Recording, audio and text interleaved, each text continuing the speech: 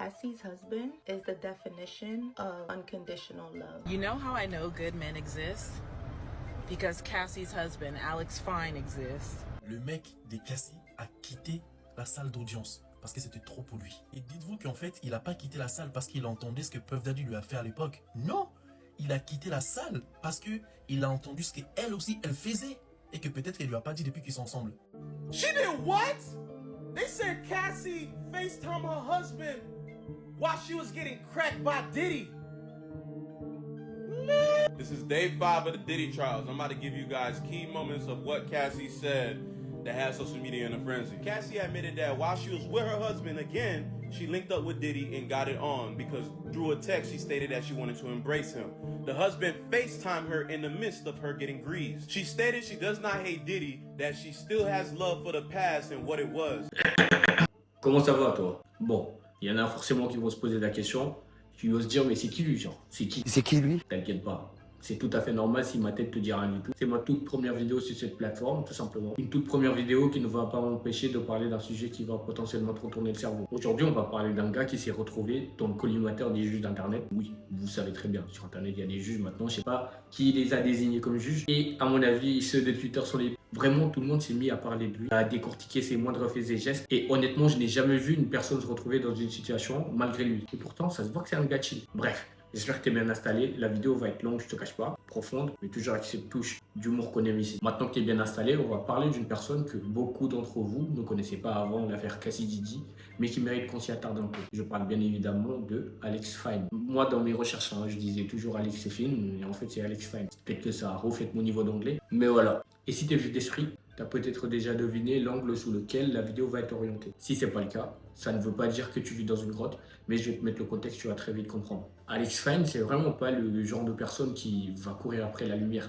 Né le 12 mars 1993 à Cincinnati dans l'Ohio, se fait un nom à Los Angeles en tant que coach personnel. En 2015, il lance sa propre boîte, Alex Performance, dédiée à la remise en forme. Il a travaillé avec beaucoup de célébrités et parmi elles, Cassie et Diddy. Et c'est vraiment là que les chemins se croisent. En 2018, Alex devient le coach de Cassie. À l'époque, Cassie sortait d'une longue relation toxique de 10 ans avec Diddy. Et ce qui est ironique, c'est que c'est Diddy lui-même qui a mis Alex sur le chemin de Cassie. Comme quoi, des fois, la vie a un drôle de sens de l'humour. Et là, vraiment, on voit le paradoxe qu'il y a entre ces deux mondes. D'un côté, on a Diddy qui est dans le milieu du showbiz et qui vit pour les caméras parce que, tout simplement, c'est un gars connu. Et de l'autre côté, on a Alex Fine qui, lui, est plutôt un mec discret. Et par la suite, leur relation commence plutôt discrètement. Et quand on connaît ce que Cassie a traversé auparavant, on imagine à quel point ce soutien a dû lui faire du bien. Du coup, en 2019, tout s'accélère. Cassie découvre qu'elle est enceinte, mais ça tombe bien parce que dans la foulée, Alex la demande en mariage. Et là, Cassie, elle rayonne. Et elle est plutôt épanouie.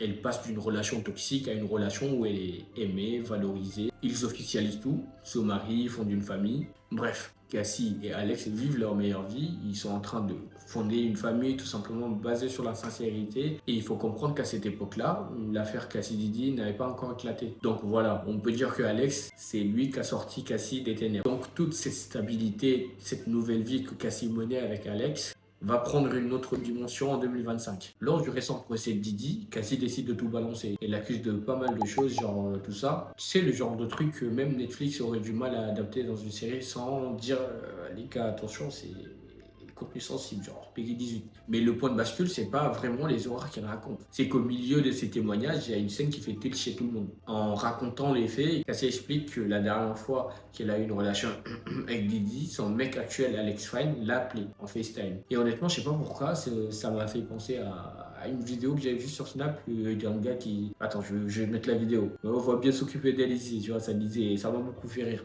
Lucie, je t'aime de ouf. Je veux que tu sois la mère de mes enfants, ça. Je t'aime trop, mon bébé. Eh gros, y a pas de bébé, mon pote. On s'occupe bien d'elle ici, mon pote. Qu'est-ce que tu me racontes, gros?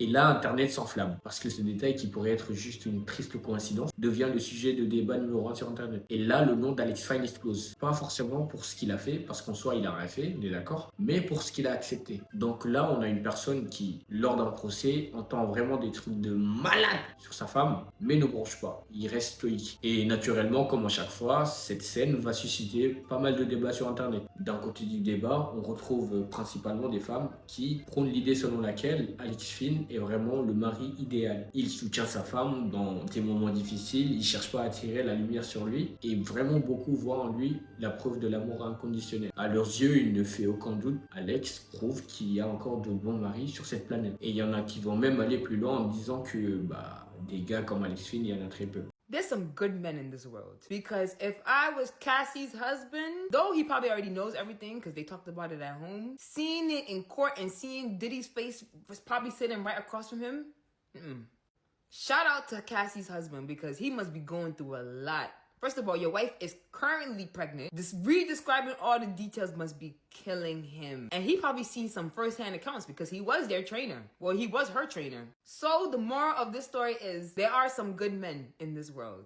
Mais en face, le discours est tout aussi révélateur. Ce camp, cette fois composé majoritairement d'hommes, voit la situation tout autrement. Et selon eux, Alex incarne exactement ce qu'un homme ne devrait jamais tolérer. Pour eux, ils sont catégoriques. Aucun homme censé ne resterait avec sa femme après avoir entendu de telles révélations. Sauf si une grande somme est en jeu. Selon eux, avec une somme pareille, c'est tout de suite plus simple de se taire et d'encaisser les coups.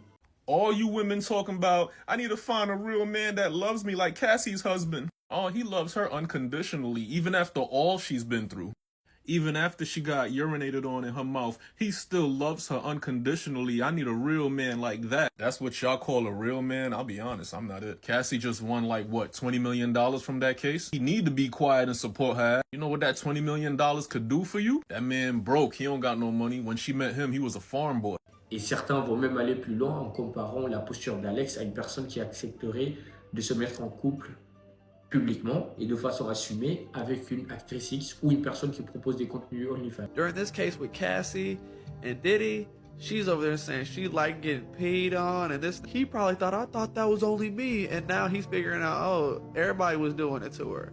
You was rubbing stuff on his nipples. This guy, Alex Fine, has to be a strong man. How do you walk through public holding her hand now, knowing what she's been doing? Everybody's judging you. That's almost like dating an OF girl and everybody knows what she does, but you gotta act cool with it. Voilà, on en est là. On a principalement deux camps qui regardent la même scène, mais qui ne voient pas forcément la même chose. C'est comme deux personnes en soi devant une peinture abstraite. L'un peut y voir de l'art et l'autre du chaos. C'est comme en français, quand on faisait de la poésie, le prof nous disait « Que veut dire le poète ?» Quel message veut véhiculer le poète? Pour ce chapitre, on va aller simplement. Pas de message caché, pas de métaphore. Olivier est sorti de chez lui vers 16h. Point. Non mais cet écrivain est un génie. Lorsqu'il écrit Olivier est sorti de chez lui vers 16h. Point, il nous envoie un message très fort en émotion et très subtil. À mon avis, aucune des deux perceptions n'est nécessairement fausse et traduisent des attentes différentes vis-à-vis du couple, du rôle masculin et du rapport au passé. Chez certains, l'intimité passée d'un partenaire reste un sujet blessant ou tabou, surtout si elle devient publique. Et donc faire face au regard des gens constitue la principale épreuve. Et rares sont les hommes capables d'assumer ça. Chez d'autres, c'est ce passé qui fait partie d'un tout et ne remet jamais en cause l'amour présent. Un produit ne vient jamais fini, donc il faut créer un safe place pour permettre à son ou à sa partenaire de vaincre ses traumas. Et c'est exactement ce que Alex Fine a réussi à faire. L'affaire Cassie Didier a révélé un angle inattendu. Au-delà de la victime et de l'agresseur présumé, c'est une figure tierce qui cristallise des débats, Alex Fine. Et à mon avis, il n'a jamais pensé que cela prendrait une tournure pareille. Et si on dresse un profil pour les deux camps, on a le profil de gardien de l'honneur, pour qui l'homme se définit parce qu'il tolère ou pas autour de sa partenaire. Et celui du partenaire solidaire, pour qui l'homme se définit par sa capacité à rester malgré les aspérités de l'histoire. Alors, Alex Fine est-il un héros ou un cocu? La vérité, c'est peut-être qu'il est juste un miroir tendu à chacun d'entre nous qui nous oblige à nous demander qu'est-ce que j'aurais fait à sa place. Et peu importe votre réponse, elle en dit beaucoup sur vous. À mon avis, si Alex a réagi avec autant de calme, c'est que sa femme lui a potentiellement fait part toute l'histoire. Entre quatre murs, loin des caméras. Donc, il a eu largement le temps de digérer tout ça en privé avant que le monde entier soit mis dans la boucle. Et quand tu combines cette préparation en amont avec une amour profonde, tu obtiens ce qu'on a vu.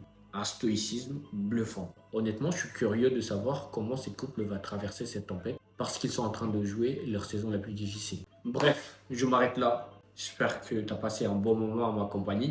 Et si par tout hasard, tu as kiffé la vidéo, tu connais la chanson, un petit like, un petit abonnement. Parce qu'il y a des grandes chances que ça ne soit pas fait. C'est ma toute première vidéo sur cette plateforme pour ne pas rater les prochaines vidéos. Fais-moi tourner, fais-moi danser, rends-moi loco, rentre dans mes pensées. Faut rien changer, tout ça c'est normal. J'aime le danger, sois pas étonné. Ah, sakanananga, pose à coller là, après minuit. Banabalali, pindi kindi, allez vite.